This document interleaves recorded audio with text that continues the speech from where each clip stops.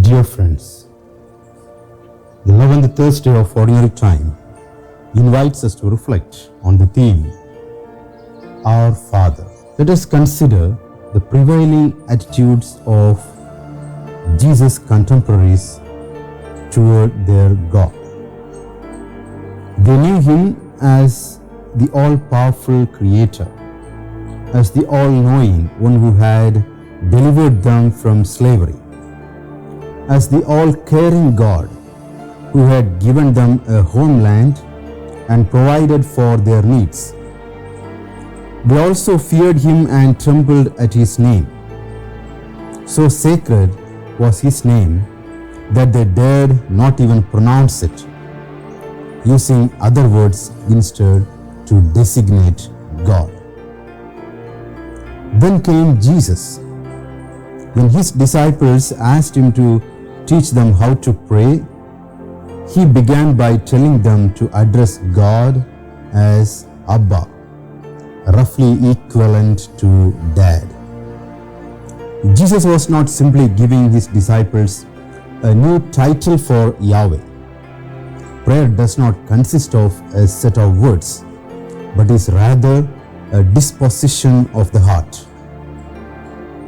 He was revealing to His disciples that as a result of His incarnation and His forthcoming death and resurrection, they would be able to relate to God in a totally new way as His loving and beloved children.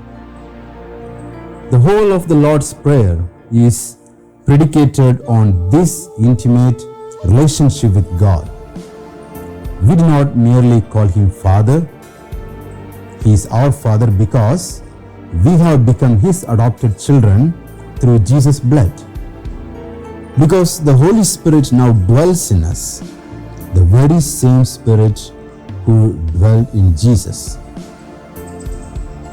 We are brought to true spiritual life in God.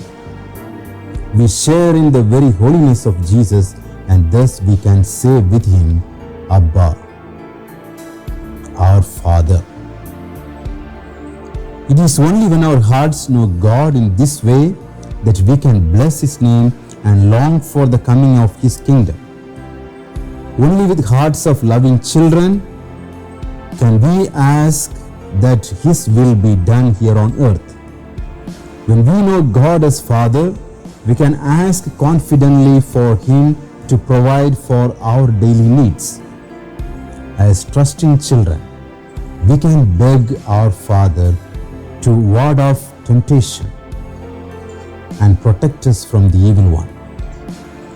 As we come to know Almighty God as Abba, the prayer Jesus taught His disciples will become the model for our whole prayer life and the foundation of our daily peace and joy.